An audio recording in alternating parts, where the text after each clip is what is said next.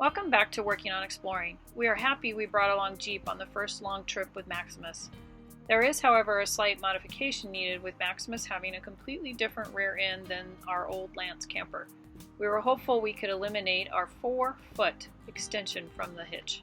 In this video we will review our updated hitch for Maximus and also show you Steve's DIY toe brake for our Jeep.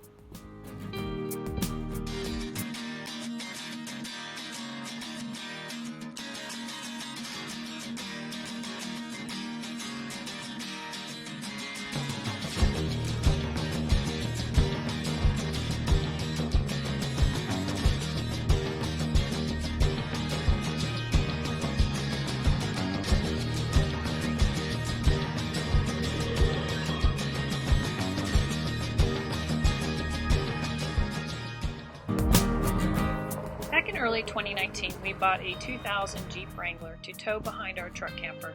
We love being able to set up a base camp anywhere with the camper and then explore with the Jeep. This saves us from having to break camp just to go sightsee or do supply runs and errands. We can also explore an area's Jeep trail runs. We've enjoyed Jeep trails in quite a few areas, including Arizona, New Mexico, and California. We flat tow our Jeep, meaning all 4 wheels are on the ground. To flat tow a car, you obviously need a hitch and a receiver on the truck. And on the tow vehicle, a base plate, a tow bar, plus safety cables, taillight adapter cable, and taillight wiring kit are needed. When it was purchased, the Jeep was already being used as a tow vehicle and already had all the parts. So we only had to work on the truck hitch solution.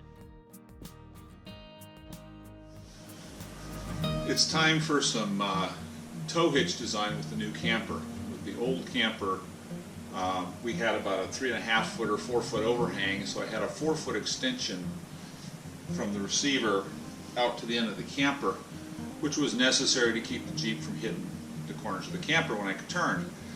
Because of the departure angle I have in my new camper, I don't have nearly the length requirement, and what I'd like to do is I'd like to get the Jeep as close to the camper as possible. The problem being the leverage that the Jeep applies to the hitch extension. The 4 foot hitch extension had cables, there had chains that went from here, here, and here to make sure that it didn't bend or break the hitch. We did break the hitch twice.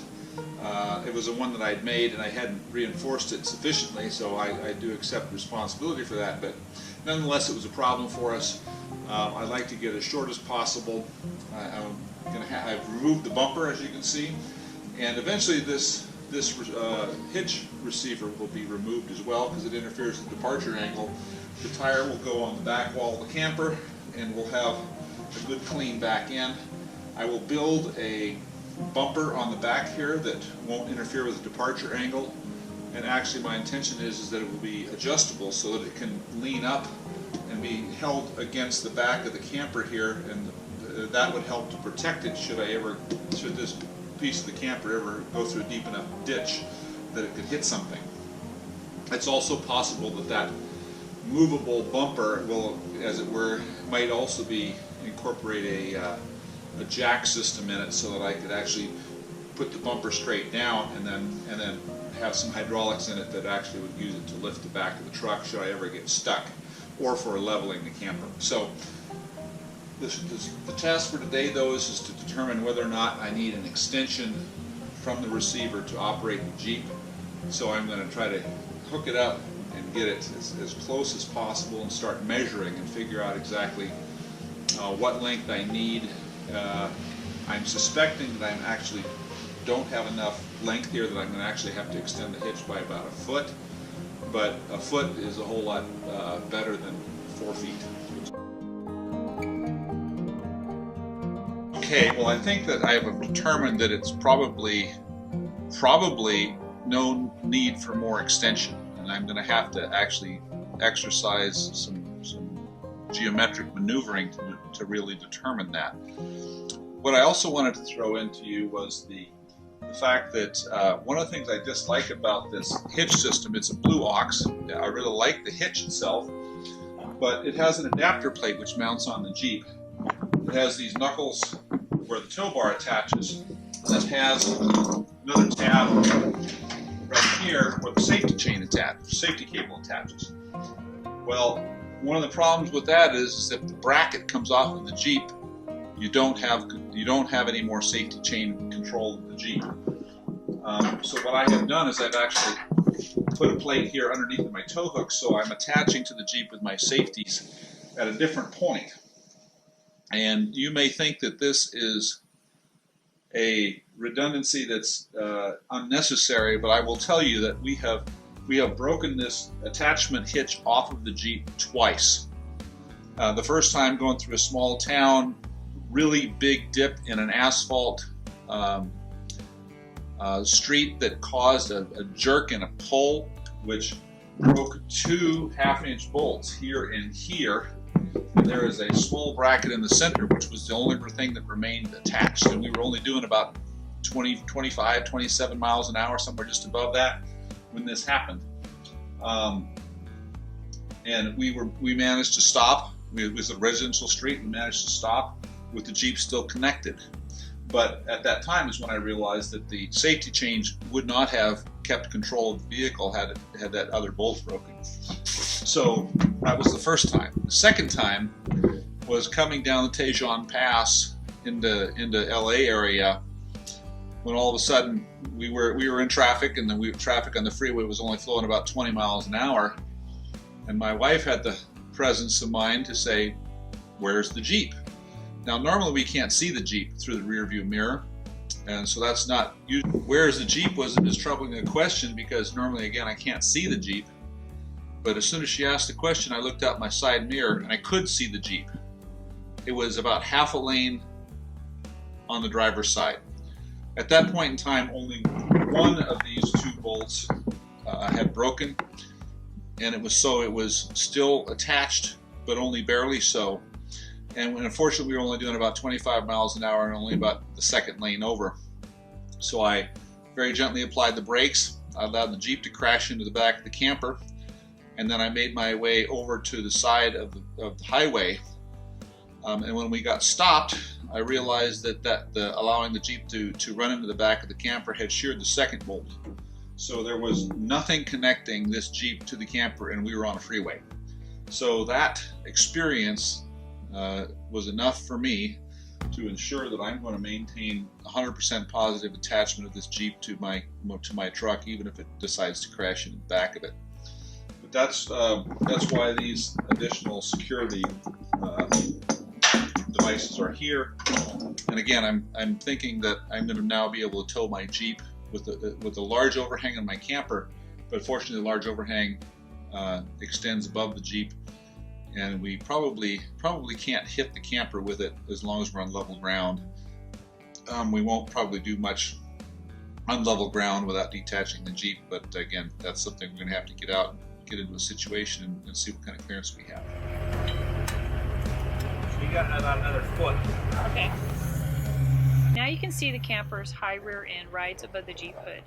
With a wrong combination of a deep dip and a sharp turn, it definitely was too close for comfort. We drove around and determined there was too much risk, and the hitch got an extension, but only 8 inches, not 4 feet.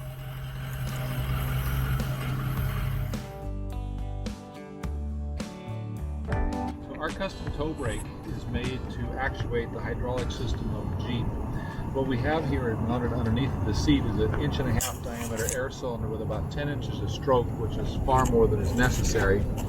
It's connected to a removable shaft, which is removed both at the cylinder and at the brake pedal. And there's a small bracket attached to the back of the brake pedal. So when you're done towing and you want to be able to drive, it's a simple matter of removing this extension, and now you're ready to drive. This works is there's an air line from this air cylinder that it connects to the front bumper, and from the front bumper there's a smart section that goes along with the security cables and the light cables to the back of the truck, both quick couplers on both sides, and that air line runs all the way up to the cab, where inside the cab we have a solenoid air valve which will apply the brake air pressure whenever the brake is stepped on. The brake lights actuate the solenoid valve to admit air back to this air cylinder. There's a pressure regulator in the cab, which we'll show you in just a minute, and a flow control that allows the brakes to determine how strongly the brakes are to be applied and how quickly they are. The flow control allows a gentle actuation of the brake. System works very well. It's designed with enough force that I only have to run at about half of my available air pressure to get all the braking that I need from the unit. In the cab, the things that we are using in the cab to actuate the air brake in the Jeep is we have a compressor underneath of the hood, which is electric and provides 120 pounds per square inch to a pressure tank, which is under the passenger side cargo body. And in the front camper here, we have this device set here. So this is a pressure regulator, and from this knob right here, we can set the pressure to which we want the brake to actuate. So normally I run it at about 60 psi, have a total of about 120 psi available. But 60 psi provides plenty of braking. And this is a switch here on this side which allows me to turn the toe brake on whenever I want to use it. The toe brake is actuated by the brake light system. So as soon as I touch the brake pedal, even just a little bit, the brake light is actuated. And there is a solenoid valve underneath of the driver's seat, which sends air from this regulator back to the cylinder underneath the Jeep seat. On this side of it here is a proportioning valve, which allows me to control the rate at which air is delivered, not the pressure, but the rate. So this allows when I touch the brake pedal, it allows a slow application of air to the brake pedal of the Jeep, so that it doesn't slam on as soon as I touch the brake. This allows me to just very lightly touch the brake and then brake the Jeep, which doesn't actually cause any braking at all in the truck if that's what I want to do. But this is a pretty flexible and pretty powerful system. If I want more braking, I simply increase the air pressure. If I want no braking, I turn it off. I found many aftermarket companies online who have full towing kits and tow brake systems available. So do your research and get a safe setup. Although we have no experience with anything other than our Blue Ox tow bar and our own do-it-yourself tow brake, we have too much experience with problems that can be encountered, and we're fortunate all of them ended with little damage. Here's one last reason having Jeep with us is a huge benefit. If you haven't seen our Stuck in Muddy little clip on YouTube, go find it. It's pretty funny. Not really, but it happened.